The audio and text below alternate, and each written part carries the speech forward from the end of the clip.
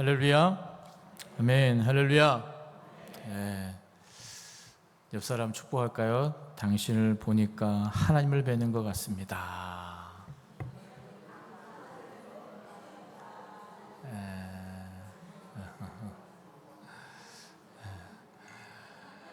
당신을 보니까 살만 납니다. 이렇게 한번. 네. 네. 네. 좀 이렇게 점점 푹푹 찌는 날씨 가운데 짜증 지수가 올라가고 불쾌 지수도 올라가는 이 계절에 여러분들 항상 여러분의 감사 지수가 올라가는 은혜가 있으시기를 주며 축복합니다.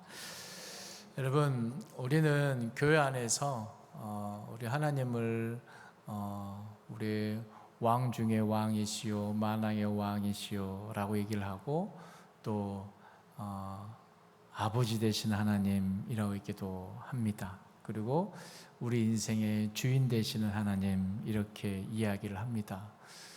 하나님과 나와의 관계를 대략 한 세 가지로 얘기해 볼 수 있는 것 같아요. 하나님과 그 하나님의 다스림을 받는 백성.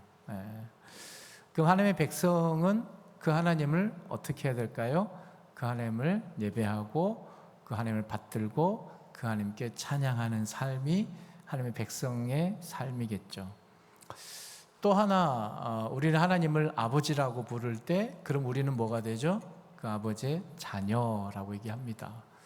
그래서 자녀로서는 그 아버지 되시는 그 하나님 앞에 자녀로서의 특권을 가지고 아버지 앞에 나아가서 기도하기도 하고, 또 자녀로서 누릴 수 있는 특권, 자녀로서 누리게 되는 은혜를 마음껏 누리며, 여러분, 자녀가 아버지 어머니가 함께 계시는데 자녀가 늘 걱정을 붙들고 살면 여러분, 그것만큼 부모의 마음이 불편한 게 없잖아요. 네. 자녀로서 누릴 수 있는 특권, 평강과 행복과 감사, 기쁨을 누릴 수 있는 특권이 자녀들에게 있다라는 것이죠. 또한 마지막 세 번째로서는 하나님은 우리 인생의 주인 되십니다. 그래서 주인 되신 하나님, 그래서 주님이라고 이야기를 하죠. 그렇다면 주인 되신 주님 앞에 우리는 뭡니까? 종으로 서는 거죠. 그래서 주종 관계가 성립되는 겁니다. 그럼 종으로서는 주인에게 어떠한 태도를 가져야 됩니까?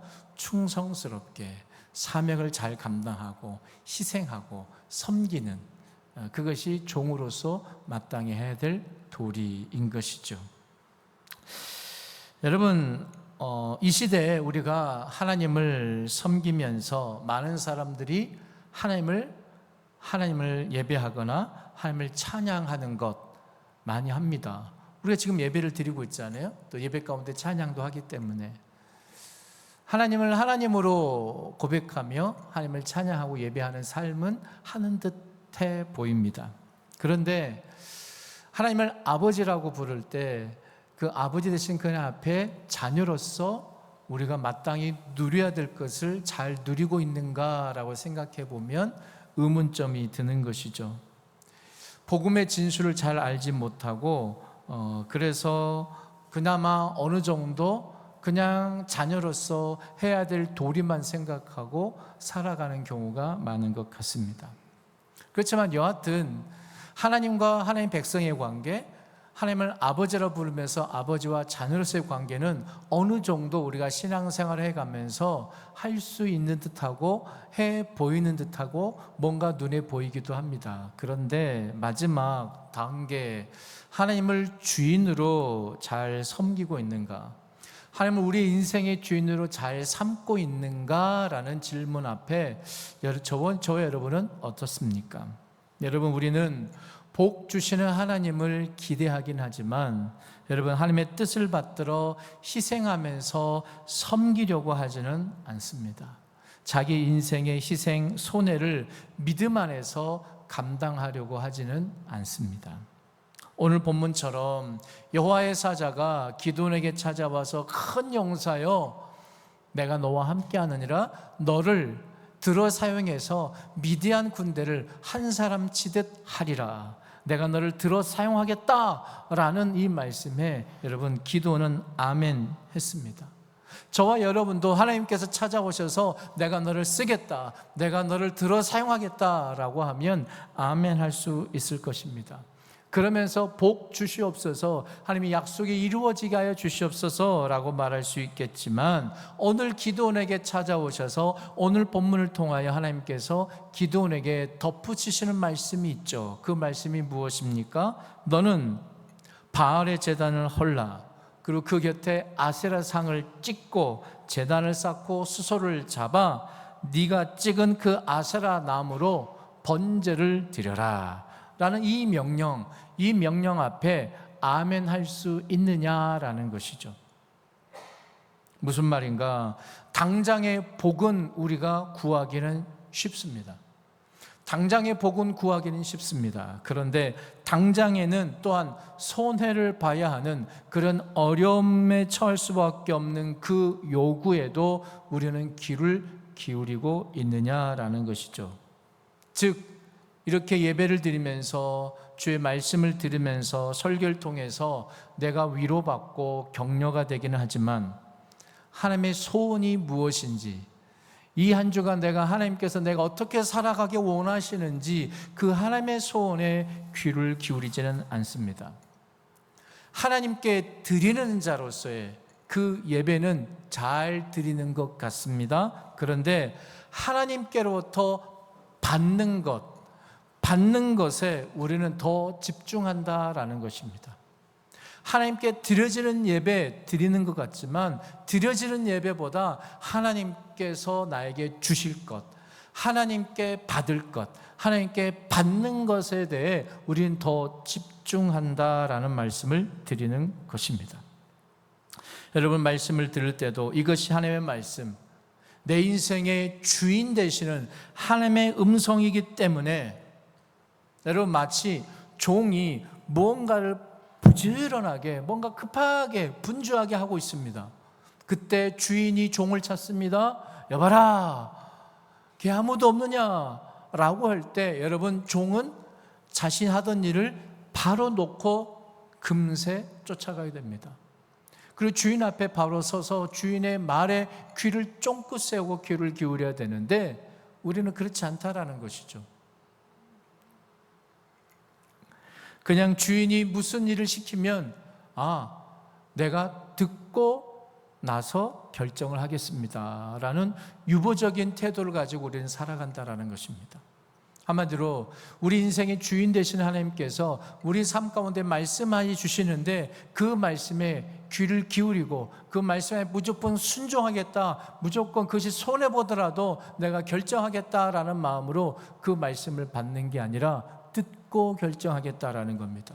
듣고 지금 내 상황과 형편과 다 따져봐가지고 이게 될 수 있을 것 같으면 하고 안 될 것 같으면 거절하고 다음으로 미루는 것이 우리의 모습이다라는 것입니다. 여러분, 우리는 입으로는 하나님을 주인이라고 고백합니다.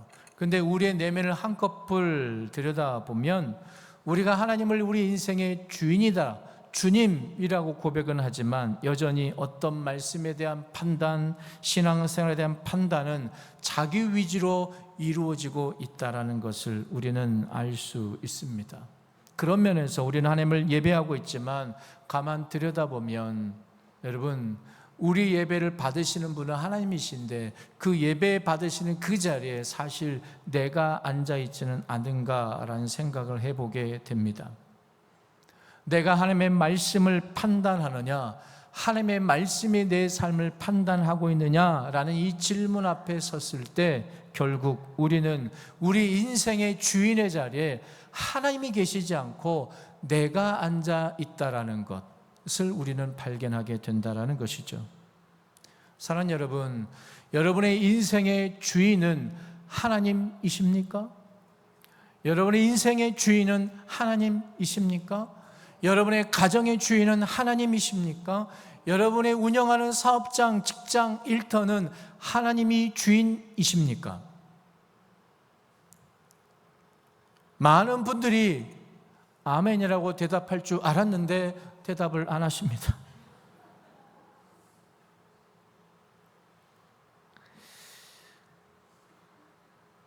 반대로 우리가 이 질문 앞에 다시금 서볼 수 있을 것 같습니다. 질문을 바꿔서, 그렇다면 여러분, 주인 되신 하나님을 위하여 얼마나 많은 순종을 하고 있습니까? 주인 되신 하나님을 위하여, 주인 되신 하나님의 뜻이 이루어지기 위하여 여러분 얼마나 많은 희생을 하고 계십니까? 여러분은 믿음을 위하여 무엇을 희생하셨습니까? 하나님의 뜻이 내 삶 가운데 이루어지기 위해서 무엇을 포기하셨습니까? 여러분, 우리 하나님은 주인이십니다. 그러면 우리는 뭐라고요? 종이라고요. 여러분, 종의 포기의 한계는 어디일까요? 종이 포기를 해야 한다면 어느 정도 포기해야 될까요? 내 상식선에서, 내 이해선에서, 내 논리적인 안에서 그냥 어느 정도 적당히, 그냥 평균치? 아니요. 종은 포기의 한계가 없습니다. 다 내려놔야 됩니다. 어찌 보면 인생 전체를 포기해야 합니다. 여러분, 성경 구절 읽다 보면 참 이해하기 어려운 구절이 많이 있죠. 근데 그 중에 제가 참 이해하기 어려웠던 구절이 하나 있어요. 그 뭐냐면 창세기 5장에 나오는 말씀입니다. 창세기 5장 24절을 보면 이런 내용이 있어요. 에녹이 하나님과 동행하였더니 하나님이 그를 데려가심으로 세상이 있지 아니하였더라. 에녹이 하나님과 동행하였더니, 이거예요. 에녹이 하나님과 동행하였다. 그러면 질문이 어떤가요? 그럼 에녹이 하나님과 어떻게 동행했느냐라는 질문이 생기잖아요. 어떻게 동행했는지. 그걸 안다면 나도 하나님과 동행하는 삶을 제대로 살 수 있을 텐데. 근데 성경은 창세기 5장 24절 전후로는 전혀 힌트가 없어요. 에녹이 어떻게 하나님과 동행했다든지 어떠한 사건이 일어났다든지 그건 없어요. 그냥 애 낳고 몇 살까지 살다가 죽었대요. 그것이 다예요. 에녹이 어떻게 하나님과 동행했는지 전혀 성경적인 근거가 나타나지 않는 것이죠. 참 이해하기 어려웠어요. 동행한다는 게 뭘까? 동행한다는 게 뭘까?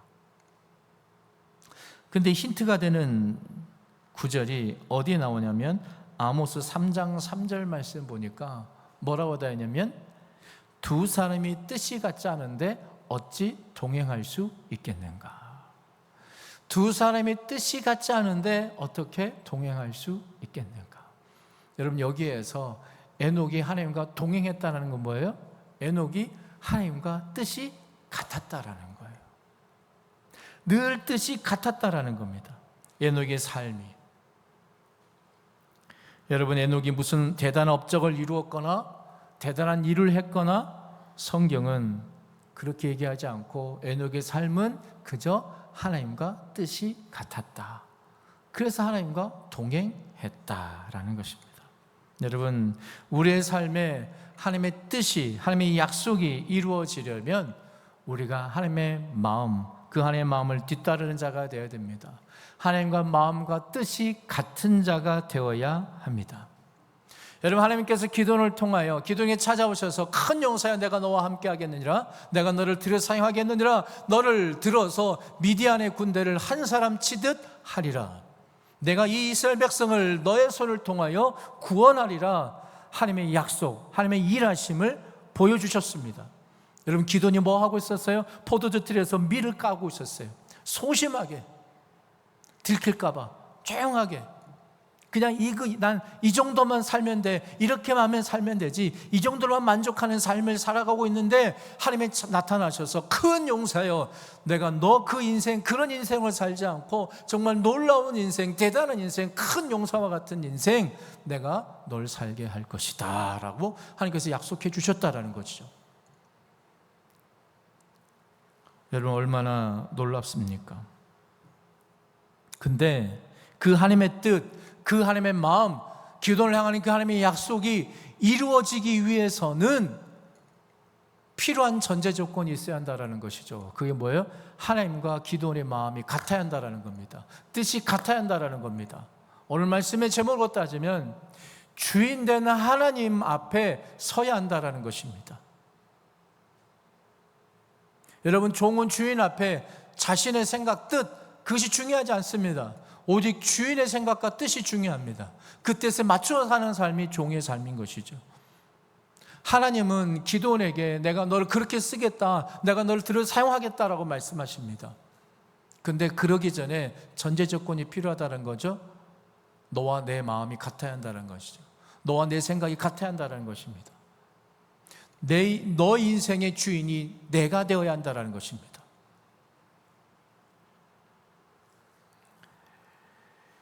이 전제 조건이 해결되지 않는 이상, 여러분, 여러분의 인생의 주인이 하나님만이 되지 않으시면, 하나님만이 여러분의 인생의 주인이 되지 않으시면 여러분, 하나님의 약속은 이루어지지 않습니다. 여러분을 향한 하나님의 뜻은 이루어지지 않습니다. 여러분, 이 전제 조건이 해결되지 않는 이상 아무리 많은 감동을 받고 아무리 많은 주옥 같은 설교를 듣고 눈물 뿌리고 회개하고 할지라도 여러분 인생의 주인이 하나님이 되지 않으시면, 여러분의 마음이, 여러분의 뜻이 하나님의 마음과 뜻과 같지 않으면 여러분, 하나님의 뜻이 여러분의 삶 가운데 결코 이루어질 수 없다라는 것이죠.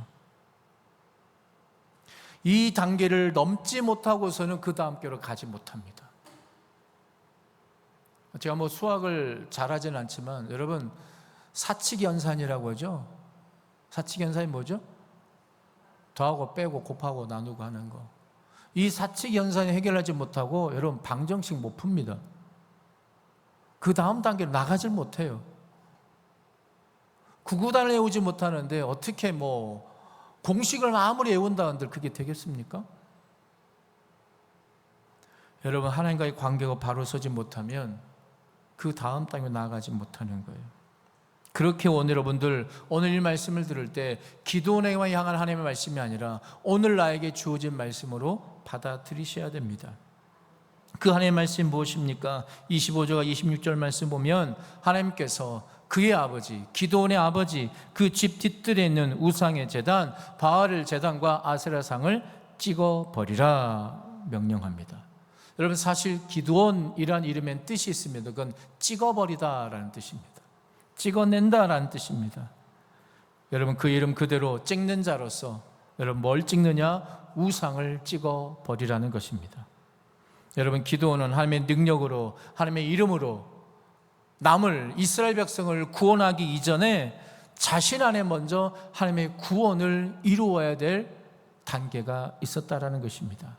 자신이 먼저 하나님의 사람이 되어야만 했습니다. 자신이 먼저 하나님의 종이 되어야만 했습니다. 하나님을 위하여 일하기 전에 무엇보다도 하나님만을 예배하는 자로, 하나님만을 인생의 주인으로 삼는 그 변화가 있어야만 했습니다. 모든 우상을 제거하고 하나님만이 예배받으실 유일한 분이라는 것을 그의 삶에서 자리 잡게 만들어야만 했습니다. 여러분, 하나님께서는 기도를 통하여 모든 우상을 찍어버리고 하나님만을 예배하는 자로서 새로운 예배를 드리기를 원하셨습니다. 여러분, 기도는 늘 그의 아버지 집에서 늘 바알 제단에서 바알과 아세라상을 향해서 제사 드렸던 사람, 하나님을 믿는다고 하면서도 우상 섬겼던 사람, 하나님만을 섬긴다고 하면서도 하나님만이 아닌 하나님도 섬겼던 사람, 그 사람이 기드온이었습니다. 저와 여러분은 어떻습니까? 하나님만 섬기고 있습니까? 하나님만 여러분 인생의 주인이십니까? 아니면 하나님도 섬기고 하나님도 내 인생의 주인이고 나도 내 인생의 주인이고 그 누구도, 물질도, 돈도, 부와 명예도 내 인생의 주인이고. 근데 이제 하나님은 모든 우상의 단을 헐어버리고 오직 하나님께 새로운 제단을 쌓아 하나님만을 위한 제사, 하나님만께만 드리는 제사, 예배를 드리라고 말씀하십니다. 여러분, 이것이 바로 영적 질서입니다. 여러분, 예배란 영적 질서입니다. 여러분, 질서란 무엇입니까? 질서의 뜻이 뭘까요? 질서란 있어야 할 자리에 있는 것이 질서입니다. 질서란 있어야 할 자리에 있는 게 질서예요. 학생은 학교에 갈 시간에 학교에 있는 게 질서예요. 딴 데 가 있으면 무질서해지는 거예요. 그렇잖아요? 여러분, 질서, 여러분 만약 키 순서대로 줄을 세운다, 그 기준으로 세우는 게 질서잖아요. 거기에 맞춰서 세워지는 거. 근데 그렇지 않고 중구난방 서면 무질서해지는 거잖아요. 여러분, 우리의 삶의 영적 질서 어떻게 세워져야 되겠습니까? 우리 삶의 영적 질서 어떻게 세워져야 될까요? 하나님이 늘 가장 높은 상석에 앉으셔야 됩니다. 여러분, 우리가 어디를 가든 어른들과 같이 가면 어른이 먼저 자리를 딱 잡으셔야 그 다음부터 자리가 정리가 되잖아요. 그렇죠? 그리고 식사할 때 어른이 먼저 한술을 뜨셔야 모든 게 다 식사가 시작이 되는 것처럼, 여러분, 하나님만이 여러분의 삶 가운데 여러분 상석에 앉으시는 은혜가 있으시기를 축복합니다. 하나님이 그 자리에 앉으셔야 그 다음 질서들이 세워지는 것입니다. 근데 하나님이 가장 높은 자리에 계시지 않고 그 자리에 다른 것으로 채우고 내가 올라가고 다른 누군가가 올라가고 다른 무언가가, 다른 가치관이 올라가 있으면 여러분, 그건 삶이 무질서해질 수밖에 없다라는 것이죠. 여러분, 영적 회복이라는 것, 하나님으로 사람으로 쓰임받는다라는 것, 이 영적 질서가 바로 세워지는 것입니다. 영적 질서가 바로 되지 않으면 삶은 새로워질 수 없습니다. 그 바알과 아세라상을 먼저 찍어내지 않는 이상 하나님의 뜻이 이루어질 수 없어요. 여러분, 설령 바알과 아세라상을 찍지 않고 하나님께서 은혜를 베푸셔서 기드온이 마침내 그 미디안 군대를 정말 한 사람치도 다 쳐부셨다고 가정을 해보세요. 가정입니다. 그렇게 됐다면 여러분, 기드온의 그 놀라운 승리를 보고 사람들이 어떤 생각할까요? 어떤 생각할까요? 아, 기드온이 왜 이렇게 이긴 줄 알아? 이렇게 승리한 줄 알아? 기드온의 그 집 뒷뜰에는 바알과 아세라 신상이 있어. 그 우상을 정말 잘 섬겼거든. 그러니까 이 승리가 주어진 거야 라고 세상 사람들이 그렇게 착각할 거예요. 여러분, 단순히 착각, 단순한 오해 정도가 아니고요, 하나님이 받으셔야 할 영광을 가로채는 거예요. 여러분, 저와 여러분, 이 영적 질서를 우리는 바로 세워야 합니다. 여러분, 우리의 삶에서 우리가 제해버려야 할 것들이 있습니다. 이것을 제하지 않고서는 주님이 일하실 수가 없습니다. 이것이 가장 먼저입니다. 가장 첫 단추입니다. 하나님의 기적의 역사가, 하나님의 뜻이 왜 내 삶 가운데 왜 나타나지 않느냐라고 질문하면 여러분, 우리가 대답할 수 있는, 우리는 하나의 분명한 대답이 있습니다. 그것은 아직 우리의 삶 속에, 내 인생의 뒷마당에 아직 바알의 제단, 아세라의 우상이 제거되지 않고 있다라는 것입니다. 여러분, 한 3년 전, 4년 전에 우리는 코로나19라는 상황을 겪었습니다. 코로나19라는 상황 속에서 하나님의 음성을 들어야 했습니다. 분명 여러분, 하나님께서 그 상황을 지금 오늘날처럼 풀어주셨죠. 근데 그 당시에는 이게 풀어질까라는 생각을 했습니다. 언제 풀어질까? 답답했죠.